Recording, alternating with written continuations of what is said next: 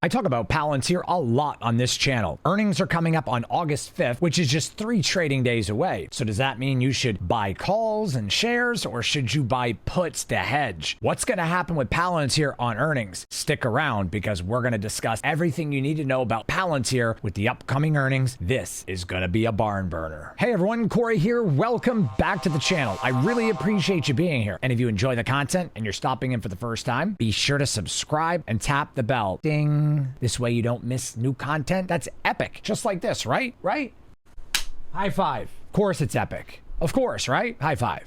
And one last favor, really makes me feel good if you could give me a thumbs up. Greatly appreciate it. Look, we're talking about Palantir. Earnings coming up Monday, August 5th, which is 3 trading days from now. What's going to happen? Is the stock going to go up or is it going to go down? Well, there's a lot that goes into this, and I'm going to cover a lot of these things in this video. If you don't understand risk potential, your risk threshold and tolerance, as well as the charts, news, all kinds of stuff, then you are going to be at a risk or a disadvantage and you could lose money. And ultimately, that's what happens with a lot of beginner traders. In the very beginning, I was losing money. I was practically bankrupt in 2018. But fast forward to 2024, and I achieved financial freedom.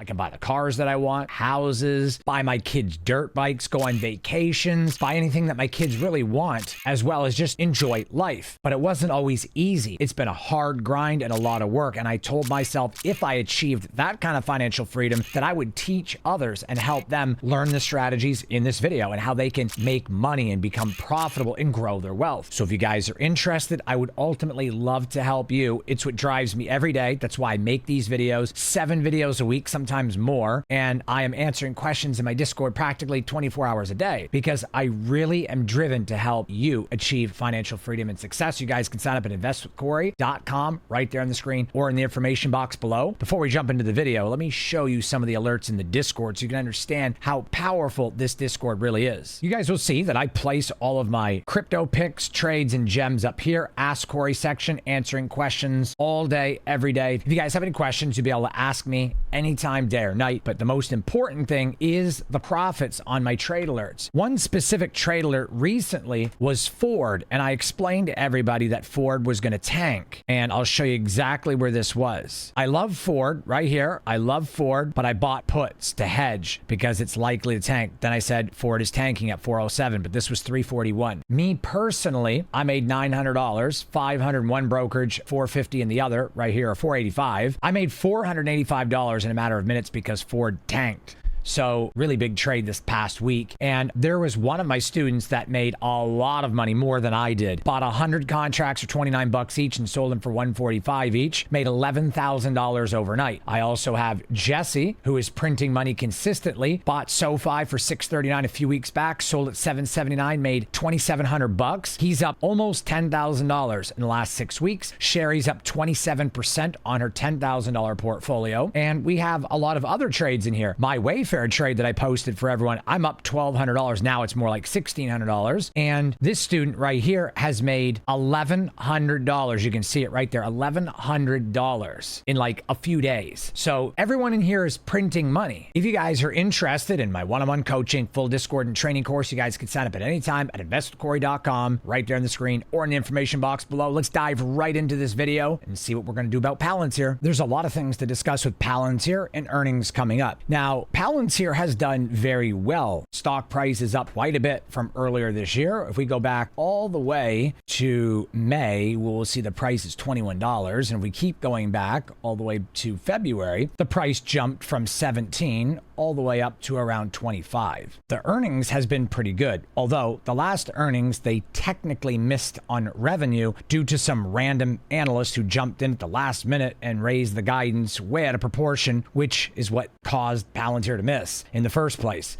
However, they would have met the guidance on revenue had that not happened. So we don't know if some trickery stuff like that is going to happen, but just based off of Palantir's history, they have been pretty much successful in meeting or beating every earnings estimate for the last 12 months or longer. So it's likely they will meet or beat the expectations again, considering their year-over-year growth. They have a 10% year-over-year growth. Their revenue is increasing 50-50 with commercial and the government side of the business. They are doing really well. Their top 20 customers customers spend 10% more annually year over year. And a lot of this value is baked into the future because they have a 61 PE, forward-looking PE ratio. Their forward-looking PE ratio is 61, and the price reflects that. There's a lot of future guidance and projections baked into the current valuation. So with that being said, there's a lot of good stuff with Palantir. However, earnings don't always go as predicted. In fact, there's been many times where a company beats guidance on EPS as well as revenue, but they say something slightly scary or even slightly unexpected for future guidance, and the stock still tanks. Granted, the exact same opposite has happened with stocks that have had pretty bad earnings, but yet they say their future guidance is going to be a little bit better, just a little bit, and the stock skyrockets. Expectations and emotions and market sentiment play a very big factor. We were at extreme fear a few days ago, or fear, and now we're moving towards neutral, and even greed looks possible at this point. So it's likely that if Nvidia meets the estimate or beats it, but at least meets the estimate, the stock price could go up. However, Palantir could also come down. So Palantir could go up if they meet the earnings estimate or beat it, but it could also go down. Really, the deciding factor here is looking at this chart, and it clearly shows that we're really sitting around the peak. However, there's a lot of resistance here and here. So I'm thinking that between 25 and 27, which is right where it's at, all the way down to somewhere in this area, it's unlikely to break. It could, but if Palantir reports better than expected earnings and they beat the estimate, the stock is going to go up. So I'm going to show you a strategy, how you can hedge your position on Palantir, make some decent profits with little to no risk. So yeah, you might not make. So I'm going to show you guys how you can print profits on earnings with very little to any risk whatsoever. Let's dive right in. I really personally think Palantir is going to rip. I think it's going to run. I think this is the big one. I really do. However, I'm going to show you guys how you can hedge. I do not recommend running this strategy with leaps or long calls. I mean, you can, but this is specifically for shares because it's very powerful. So let's say you guys have 100 shares. You can just multiply this as many times as you want for every 100 shares you have, but we're going to go into options. And what we're going to do is we're going to click buy put for next week, August 9th. And like I said, earnings is on the 5th. So this is going to give us a decent amount of time past earnings so theta won't completely kill it. And we're going to buy a put right at the price of the stock tomorrow. Maybe we'll wait for the stock to go up a little bit. Wait for the candle to start going up, like something like this tomorrow morning or the next morning. Just wait for the candle, to be red, start to turn green and start to go up, then buy a put at 27. So what you want to do is when you first get in the morning, buy 100 shares, wait for the price to go up a little bit, then buy the put because it'll be cheaper and buy it at your cost. If you already own the shares, well, then you can just disregard that. And I'm going to show you how to move into this strategy. So let's say your average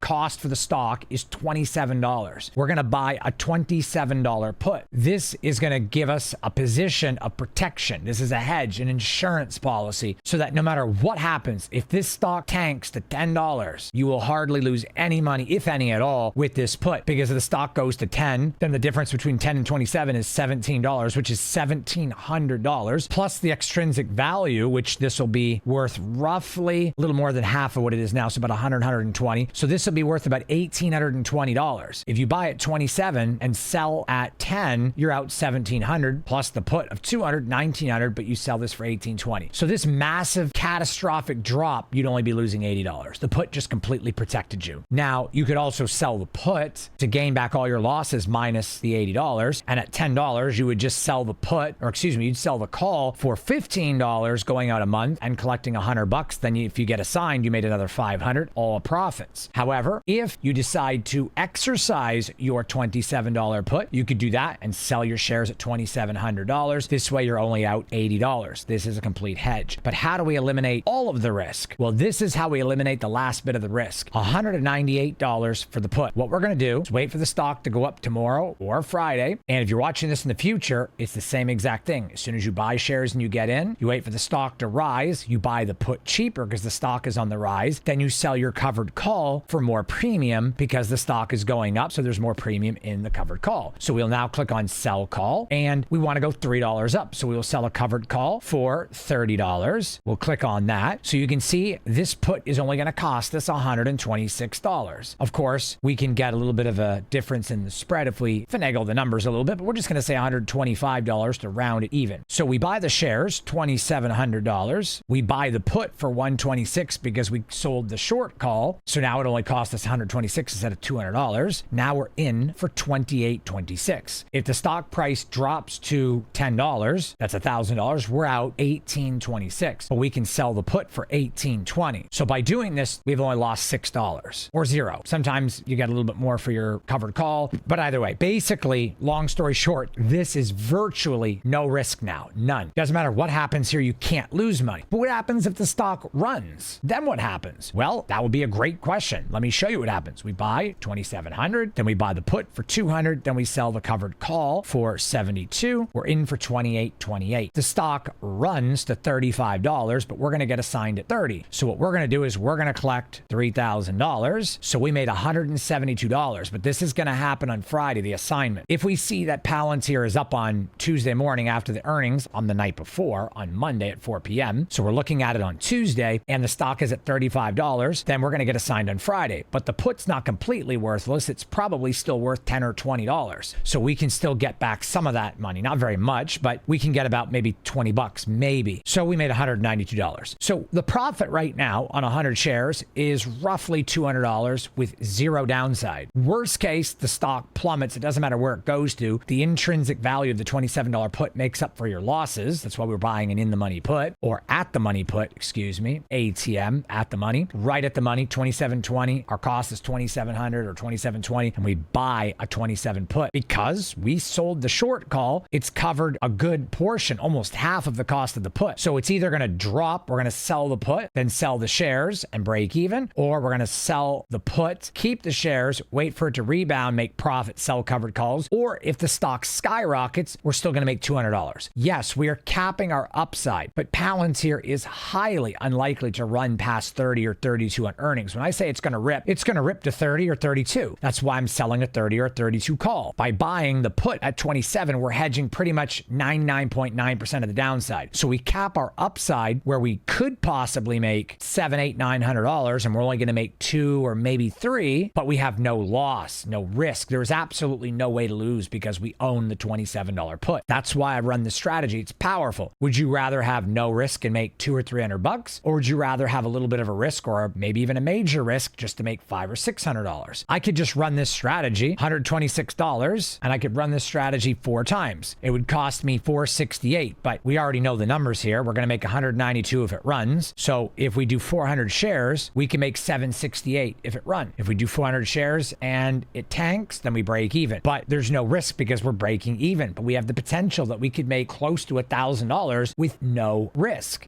And $1,000 on 400 shares is just a little over 10 grand. So that's not bad, right? That's pretty good. 800 to 1,000. 10% of $10,000 would be 1,000. So we're making about an 8% return in a week. That is very good and very powerful. So you can see how powerful this strategy is. If Palantir rips, you're going to make 8% in a week, maybe a little bit more. If it doesn't rip and it drops, then you can sell the put to recoup all of your losses and hold the shares and wait for a recovery, or sell covered calls and start making profit right away. Even if you get assigned after it drops, you're at break even already. So any amount of gain after the drop is still profits. You can also exercise your put to get out at complete break even, but on the upside, there is an 8% return. So this is a strategy that is so powerful because it's going to give you the chance to make 8% return in a week with virtually 99.9% no risk. This is the ultimate strategy to run in any stock. I believe in Palantir. It is going to rip, but if not, this strategy will protect you ultimately on the downside. Thanks so much, guys, for being here. I appreciate you. I really do. Love you, fam. Be sure to subscribe.